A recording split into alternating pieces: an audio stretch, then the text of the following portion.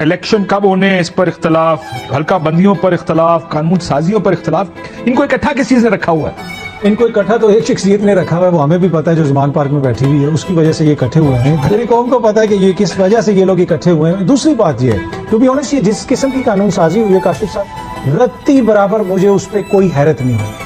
یہ کوئی آج کا واقعہ نہیں ہے کہ یہ کل بل پیش ہوا اور پرسوں بل پیش ہوا. یہ 1-1.5 سال کے اندر جو ہم نے ان کا طریقہ کار دیکھا، وہاں پہ کہیں پہ بھی آپ کو آئین فوقیت لیتا ہوا نظر آیا؟ کہیں پہ بھی آپ کو لگا کہ کسی موقع پہ انہوں نے آئین کے لیے کچھ سٹینڈ لیا؟